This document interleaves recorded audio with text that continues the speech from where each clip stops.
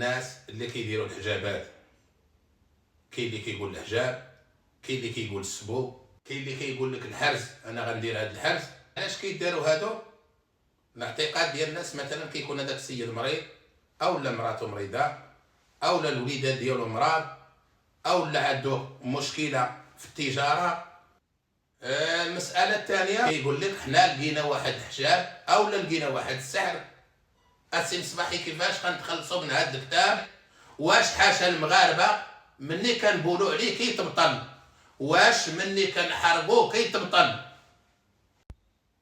كاين اخوتي اللي كتلقى المغاربه اخوتي، واش عباد الله كتلقى وليد صغير، كاين اللي وليد عنده 4 شهور 5 شهور عام، كتلقاه معلقين ليه كتاب في عنقه اولا معلقين ليه في يدو باش يحرق.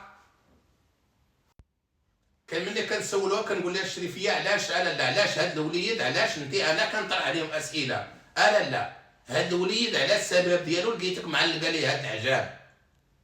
قالت لي السي مصباحي راه الولد ديالي كتكون فيه جعره باش ما يبكيش ليا بالليل، باش ما تضربوش العين، باش هادو المصطلحات ما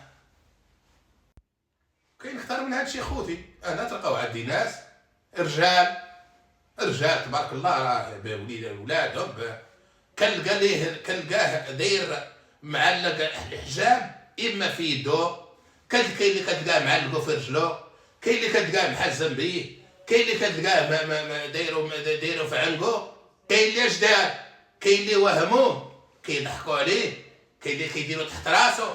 تصور انت اخي دير الكتاب تحت راسك، هذه جريمه، انت داير شيطان تحت راسك.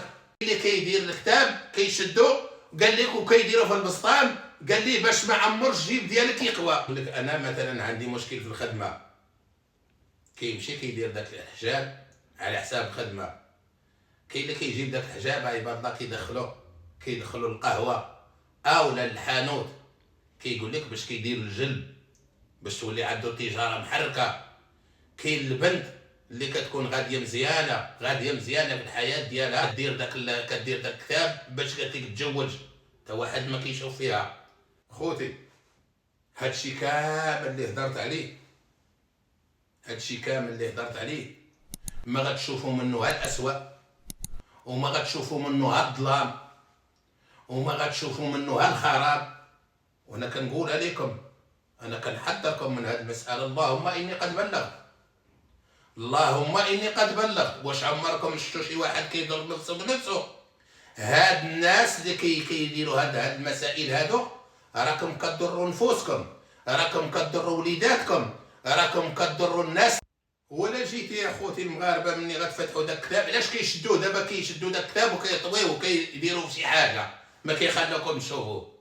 وافتحوا وشوفوا، وراه غتلقى فيه داك الطلاميس، ولا غتلقى فيه الجداول، وغتقدروا تلقاو فيه الاسماء ديال الشياطين. دابا بيني وبينكم اخوتي المغاربه، انا غنخدم بعقلكم نتوما، تبعوا معايا مزيان وغنوصل لكم الفكره.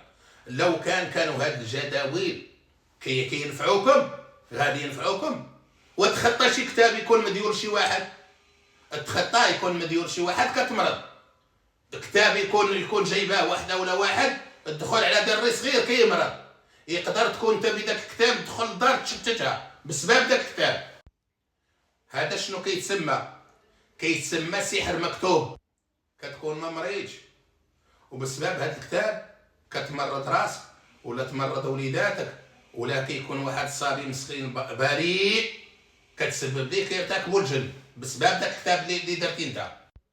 واليوم انا بغيت ندير لكم، الا كتبحثوا على العلاج وبغيتي الدار ديالك تكون مزيانه، بغيتي القبول كتوجه الرقيه الشرعيه، بغيتي تعالج مريض كتوجه الرقيه الشرعيه، بغيتي زواج كتوجه الرقيه الشرعيه، بغيتي تخدم عندك مشاكل في الخدمه ديالك كتوجه الرقيه الشرعيه.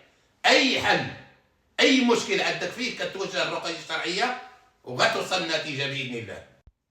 الحاجه المهمه الاخرى في الفيديو وهي انت كيفاش بغيتي تتخلص من هذا الكتاب، هذا الخطا اللي درتي، كيفاش تبطل هذا الكتاب وما يأذيكش هذوك الشياطين اللي مثلا في ذاك الكتاب. كتشد داك الكتاب، اما كدير الرقيه وكيرقي داك الراقي كيرقي عليك الماء، كتشد الماء ديال الرقيه وكتخوي على داك الكتاب. وهذا هو الابطال ديال داك الجدول. او لا اي سحر، اي سحر لقيتوه مكتوب لا بغا يتبطلو وهي كتخوي عليه الماء ديال الرقيه. ونوصيكم وإياكم ثم إياكم ثم إياكم ما تلقاش الكتاب تبول عليه، ما تلقاش السحر تبول عليه، ما تشعلش فيه العافيه.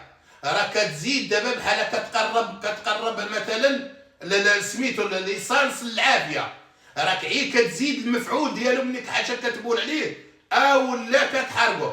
دائما الماء ديال الرقيه هو اللي كيبطل داك الكتاب باش ما تاذاش.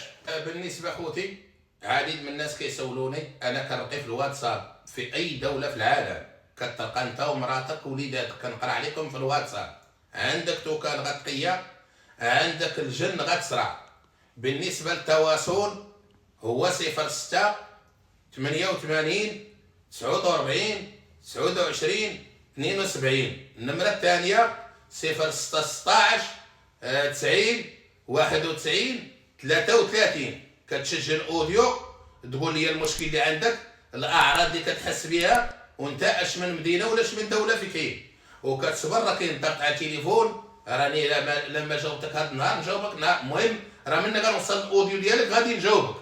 وبالنسبه للناس اللي باقي ما جاوبتهمش ما يتقلقوش عليا، راه كاين ضغط في التليفون، راه الا ما جاوبتكش على 10 ايام غنجاوبك على 20 يوم، نقدر نجاوبك في نهار، نقدر نجاوبك في